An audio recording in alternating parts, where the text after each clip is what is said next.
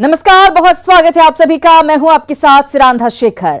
RJD जिसका नाता बाहुबलियों से पुराना रहा है, इस बार भी बाहुबलियों और दागियों की पत्नी को टिकट थमाकर पिछले दरवाजे से बाहुबलियों का सहारा ले रहा है। इनमें एक जहां रेप के दोषी हैं, वहीं दूसरे रेप के आरोपी हैं जिनकी पत्नी को टिकट दिया गया है। नाम राजवल्लभ यादव, नवादा से आरजेडी के पूर्व विधायक।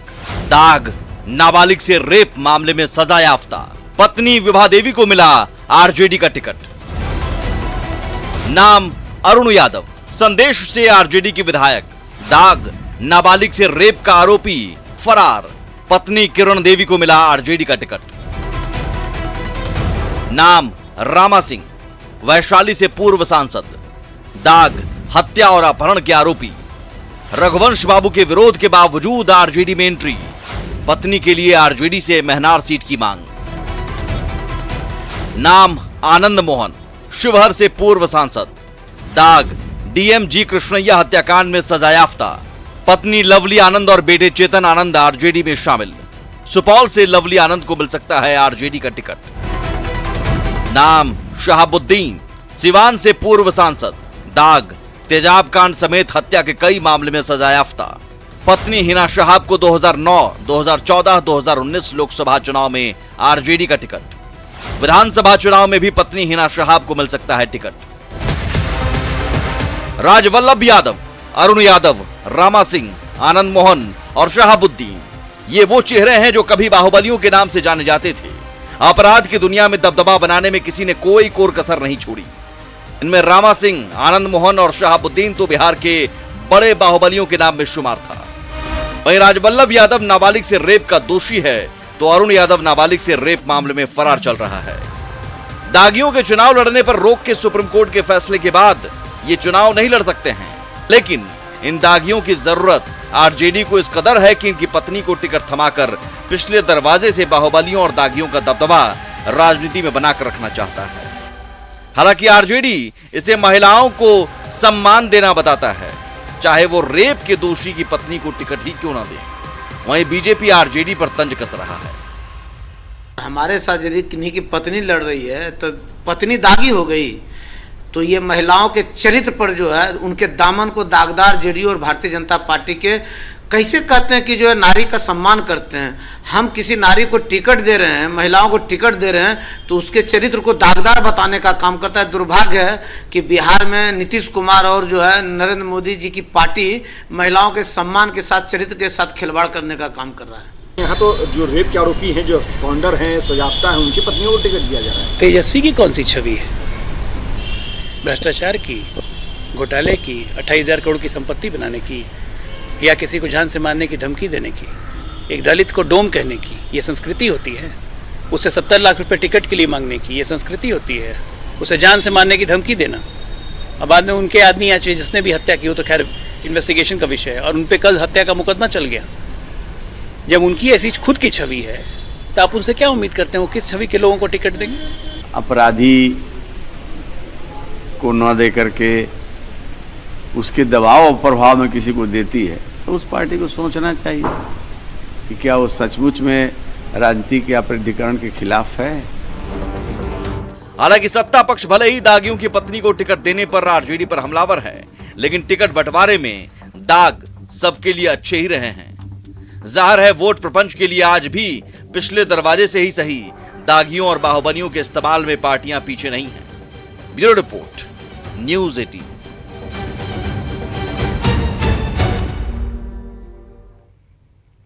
तो बाहुबलियों का सहारा सभी राजनीतिक पार्टियां लेती रही हैं। अब जरा इस खबर को समझिए, इसके मायने को समझिए। बिहार में बाहुबली और नेता गठजोड़ नई बात नहीं है।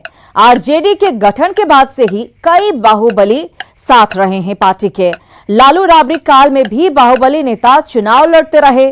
तेजस्वी ने बाहुबलियों के परिवार पर एक बार फिर से भरोसा जताया है। रेप के आरोपी दो नेताओं की पत्नी को टिकट दिया गया है और जाहिर है कहीं न कहीं विपक्षी पार्टियों को इससे हमला बोलने का मौका मिल गया है। इधर पूर्णिया की खबर की अगर बात करें तो पूर्णिया में आरजेडी के पूर्व दलित नेता शक्ति मलिक की हत्या पर सियासत तेज है। बीजेपी नेता सीधा तेजस्वी से जवाब मांग रहे हैं तो आरजेडी ने सरकार से ही सवाल पूछ दिया है। इस बीच पूर्णिया पुलिस ने एफआईआर दर्ज कर मामले की जांच शुरू कर दी है। तेजस्वी यादव जी बोलते हैं कि मेरा पिताजी लालू प्रसाद यादव जी है। अगर तुम अपना आवाज उठाने का काम करोगे या अपना समाज को तुम एक करने का काम करोगे तो तुमको जो है कि जान से मरवा दिया जाएगा।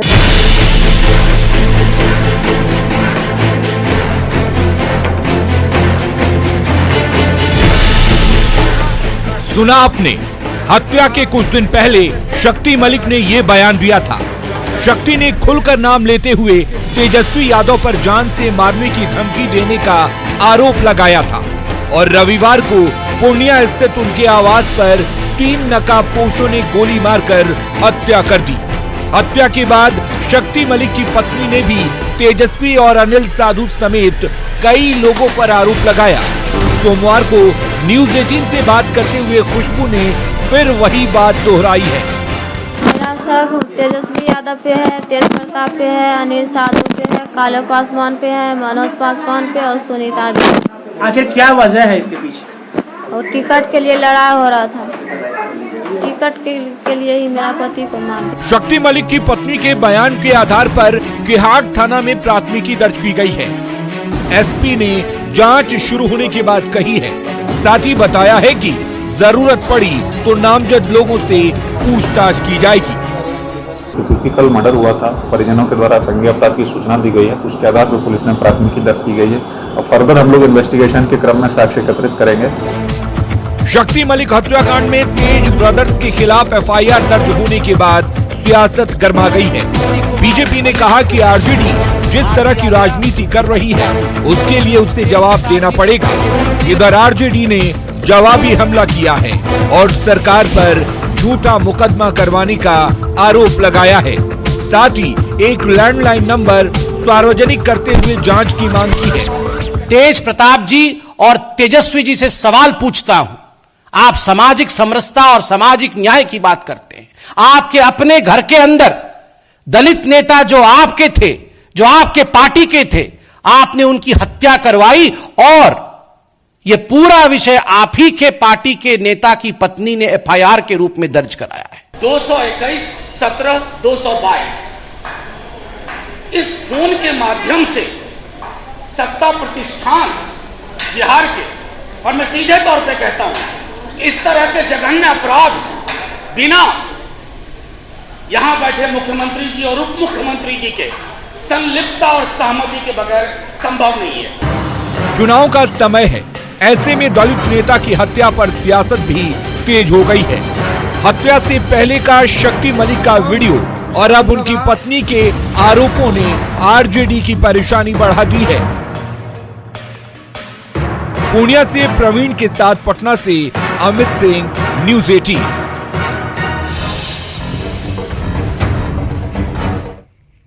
सच क्या है ये तो जांच के बाद ही पता चलेगा, लेकिन जरा इस खबर को समझिए। आरजेडी नेता खुद को दलितों का हमदर्द बताते रहे हैं, दलितों की भलाई की बात करते रहे हैं। महादलित शक्ति मलिक की हत्या ने अब परेशानी बढ़ा दी है आरजेडी नेताओं की। हत्या से कुछ दिन पहले दरअसल शक्ति ने वीडियो जारी किया था। मृतक की पत्नी के बयान पर अब तेजस्वी पर प्राथमिकी दर्ज हो गई है।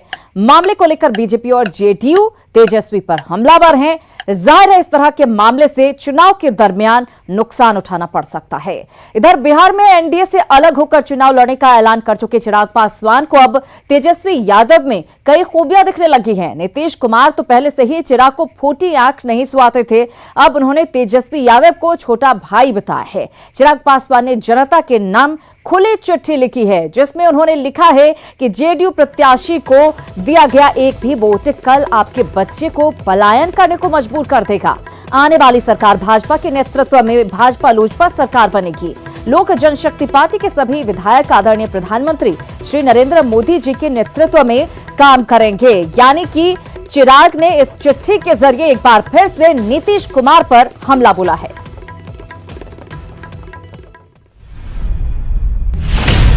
मुझे लगता है कि अब वो जातीयता की बेड़ियां भी टूटती जा रही हैं, लोग अब अपने विकास की बात कर रहे हैं। और मुझे लगता है कि आज की तारीख में हर बिहारी को इस बात का विश्वास जरूर है कि भैया अगर आज हम लोगों ने पुनः जदयू के प्रत्याशी को अगर हमने वोट दिया तो भविष्य में अपने बच्चों के पलायन के लिए हम लोग दरवाजे खोल रहे हैं।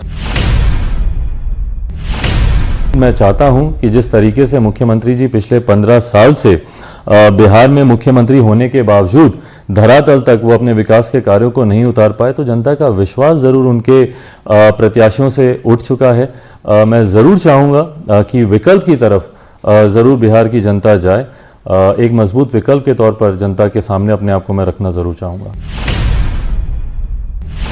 पिताजी को मौसम वैज्ञानिक कहा जाता है और बहुत सी बातें ऐसी कही जाती हैं कि भैया लोक जनशक्ति पार्टी जहां सत्ता होती है वहां जाती है। इस बात को मैं ऑन रिकॉर्ड आपके माध्यम से पुनः मैं कहना चाहता हूं कि लोक जनशक्ति पार्टी जिसके साथ जाती है सत्ता उसकी आती है। हम लोगों ने कभी भी पोस्ट पोल अलायंस नहीं किया। महागठबंधन को लेकर क्या सोच है, क्योंकि वहां भी तेजस्वी नेता है, मुख्यमंत्री पद के उम्मीदवार हैं, उनके बारे में क्या सोचा? नहीं, मेरे छोटे भाई हैं और मेरी ढेर सारी शुभकामनाएं उनको भी। और मैंने हमेशा, जैसा मैंने इससे पहले भी मैंने कहा कि जितने विकल्प जनता के सामने आएंगे उतना बेहतर है। जनता को डिसाइड करने दीजिए, जनता को चुनने दीजिए कि उनको किन की बातों पर ज़्यादा विश्वास है या किन पर उनका विश्वास है कि आने वाले समय में उनके बच्चों का भविष्य किसके हाथों में सुरक्षित है। तो चिराग पासवान नीतीश पर हमलावर हैं। अब समझते हैं इस पूरी खबर को, इसका क्या मतलब है। दरअसल एलजेपी को चुनाव लड़ने के लिए अब ज्यादा सीटें मिल सकेगी क्योंकि एनडीए से अलग होकर वो चुनाव लड़ रही है। अब नीतीश सरकार के खिलाफ, नीतीश कुमार के खिलाफ खुलकर बोलते हुए चिराग नजर आ रहे हैं। पहले नहीं बोल पा रहे थे, बोलते भी थे तो खुलकर नहीं। नीतीश के विरोध में तेजस्वी को छोटा भाई बता रहे हैं। विरोध इतना है कि चिराग ने सीएम का फोन भी नहीं उठाया। बिहार फर्स्ट, बिहारी फर्स्ट पर चिराग का फोकस है। वो लगातार इस बात को दोहराते रहे हैं, लेकिन देखने वाली बात यही होगी कि अकेले चुनाव में जाने का फायदा कितना एलजेपी को मिल पाता है। चलिए खबरों में आगे बढ़ेंगे। हाथरस कांड में इंसाफ की आड़ में यूपी में जातीय दंगे की साजिश रची जा रही थी, जिसका खुलासा पुलिस जांच में हुआ है। पुलिस की छापेमारी शुरू होते ही कुछ ही घंटों में ये वेबसाइट बंद कर दी गई।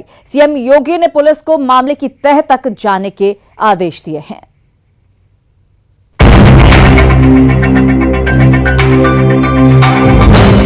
हाथरस कांड में एक और चौंकाने वाला खुलासा हुआ है। इस पूरे कांड को भुनाकर यूपी में जातीय दंगे फैलाने की साजिश रची जा रही थी।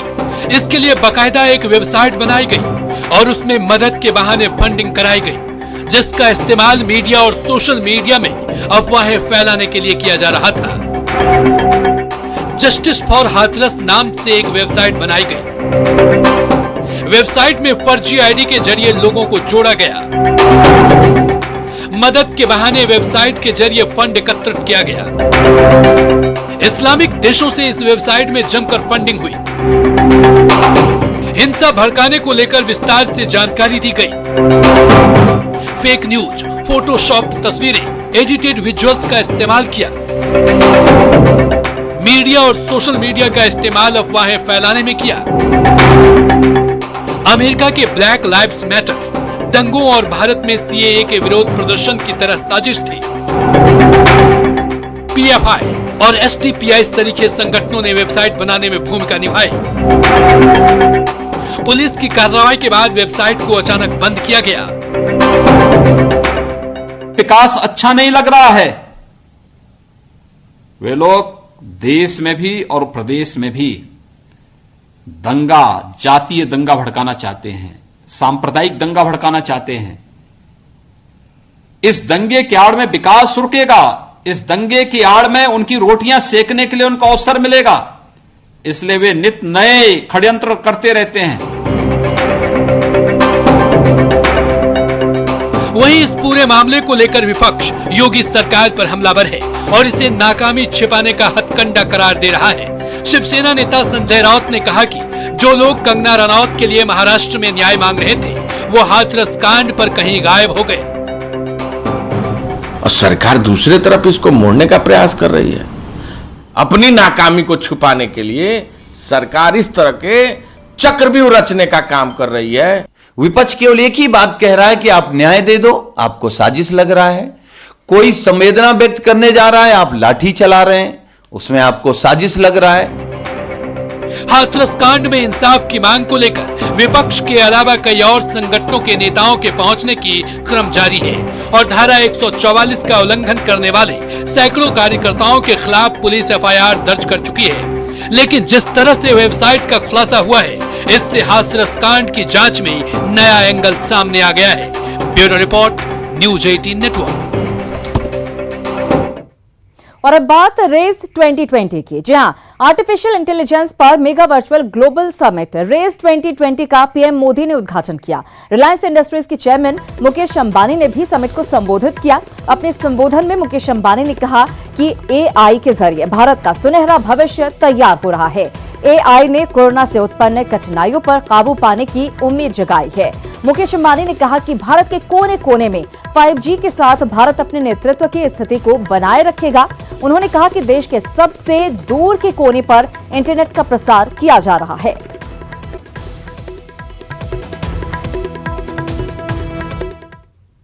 Artificial intelligence is indispensable for India's tryst with her digital destiny. Therefore, Honorable Prime Minister, this summit is yet another testimony to your visionary leadership.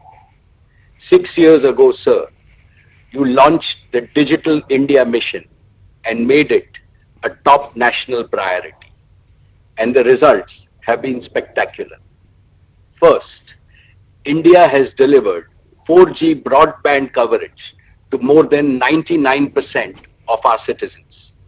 We have gone from 155th in the world to number 1 in mobile data consumption.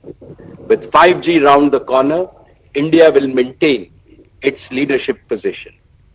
Second, thanks to your BharatNet initiative and the priority of connecting every home and workplace, India is now rolling out a massive pan-India optical fiber network connecting not only all our cities and towns, but each of our 6 lakh villages. News 18 Bihar Jharkhand पर खबरों का सिलसिला लगातार जारी है। बने रहिए।